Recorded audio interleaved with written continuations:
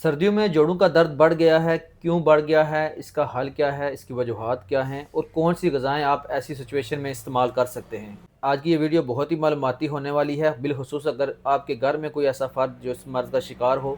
सर्दियाँ किसको अच्छी नहीं लगती, लेकिन क्या आपको सर्दियों में जोड़ों या हड्डियों का दर्द शुरू हो जाता है, या अगर आप जोड़ों के दर्द का शिकार हैं या उम्र के किसी भी हिस्से में हैं, बिलख़ुसूस ओबेस लोग या ओल्ड एज लोग, ऐसे लोगों में ये मामलात बहुत ज़्यादा देखने में आते हैं। मेडिकली ये वो मौसम है जिसमें आपकी हड्डियों या जोड़ों के दर्द ज़्यादा हो जाते हैं, यानी कि जोड़ों का दर्द, घुटनों का दर्द, टखनों का दर्द, कमर का दर्द, ये ख़ास तौर पर इस मौसम में क्यों बढ़ जाते हैं। इसकी कुछ साइंसी वजूहात भी हैं। आज हम उन्हीं वजूहात को जिक्र करेंगे और उन्हीं का हल भी आपको बताएंगे। याद रखिए, सर्दी जितनी ज़्यादा होती जाएगी, बढ़ती जाएगी, आपके जोड़ों की स्टिफनेस उतनी ही ज़्यादा होगी, आपको उतनी ज़्यादा पेन होगी, उतने ज़्यादा आपके दर्द बढ़ते जाएंगे। अक्सर लोग आकर कहते हैं, डॉक्टर साहब मेरे जोड़ अकड़ गए हैं, चलने से मुझे ज़्यादा तकलीफ़ होती है या मेरी तकलीफ़ बढ़ जाती है, मुझसे चला नहीं जा रहा, मुझसे हरकत नहीं की जा रही। असल में ये होता क्यों है? आपके जोड़ों के अंदर साइनोवियल फ्लूइड होता है जो कि आपके जोड़ों की लुब्रिकेशन को कायम रखता है, आपकी जोड़ों को रगड़ से बचाता है। सर्दियों के मौसम में वो थिक हो जाता है, उसकी लुब्रिकेशन कम हो जाती है और आपके जोड़ रगड़ खाना शुरू कर देते हैं, जिसकी वजह से आपके जोड़ों में दर्द, स्टिफनेस और हार्डनेस आ जाती है। इसी तरह ठंड की वजह से आपकी ब्लड वेसल्स तंग हो जाती हैं, ब्लड फ्लो स्लो हो जाता है।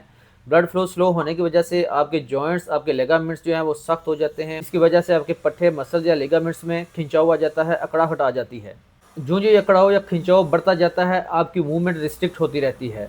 इसी तरह एक और चीज़ होती है जिसको हम बैरोमेट्रिक प्रेशर कहते हैं। सर्दी के मौसम में ये भी लो हो जाता है और आपके जोड़ों के दरमियान जो लाइनिंग होती है उसमें सूजन आ जाती है। अर्थराइटिस के मरीजों के लिए ये सिचुएशन बहुत तकलीफदा होती है और अक्सर लोग कहते हैं कि जैसी ठंड लगती है हमारे पुराने दर्द जाग जाते हैं। ये बिल्कुल साइंटिफिक रिएक्शन है। दूसरे नंबर पर विटामिन डी की कमी।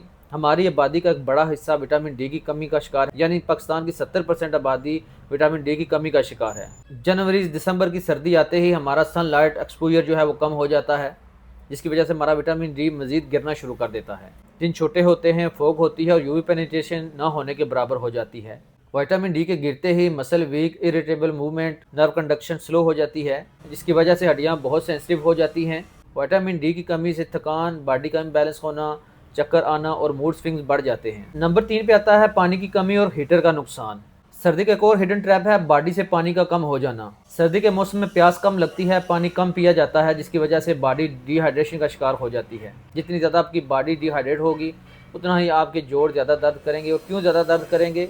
साइनोवियल फ्लूइड जो है वो थिक होता जाएगा। उसको थिन करने के लिए भी आपको पानी की ज़्यादा ज़रूरत पड़ती है। इसी तरह आपके पट्टों में पानी की कमी की वजह से कड़ाव आता है, जो आपके दर्द को बढ़ाने की वजह बनता है। इसी तरह हमारी विंटर हैबिट्स में हीटर का बहुत इस्तेमाल होता है और यही आदत हमारे लिए नुकसान का बायस भी बनती है। हीटर हमारी डिहाइड्रेशन को मज़ीद बढ़ा देता है। हीटर की वजह से हमारी बॉडी ड्राई होना शुरू हो जाती है। हम ये समझते हैं कि क्रीम्स लगाकर या पेन किलर खाकर हमारा मसला हल हो जाएगा, लेकिन ये ऐसे सॉल्व आउट नहीं होने वाला। ऐसे मसले को हल करने के लिए आपको इंटरनल न्यूट्रिशन की बहुत ज़्यादा ज़रूरत होती है। अब चलते हैं ग़िज़ा और एहतियात की तरफ। रोज़ाना गर्म पानी से शावर लेना आपके साइनोवियल फ्लूइड को थिन करता है। आपका साइनोवियल फ्लूइड जितना थिन होगा, उतनी ज़्यादा लुब्रिकेशन बढ़ेगी और ये आपके दर्द और सूजन में कमी का बायस बनेगी। मैग्नीशियम ग्लाइसिनेट का बहुत ही अहम रोल है। मैग्नीशियम ग्लाइसिनेट की एक टैबलेट आपको रोज़ाना रात को लेनी चाहिए। ये आपके पट्टों को भी रिलैक्स करती है और आपकी नींद को भी बेहतर करती है। नंबर 3 पे आता है ओमेगा 3। ये मछली, अलसी के बीजों और अखरोट में बहुत ज़्यादा पाया जाता है। इनका इस्तेमाल ज़्यादा से ज़्यादा कीजिए। ये भी दर्द और सूजन को कम करने में बहुत मददगार होते हैं। नंबर 4 पे आता है हाइड्रेशन। हाइड्रेशन बहुत ही ज़रूरी है। अपनी बॉडी को हाइड्रेट रखिए। दिन में कम से कम 6 से 8 गिलास ज़रूर पानी के इस्तेमाल कीजिए। ये बहुत ही अहम है, सबसे सस्ता और आसान।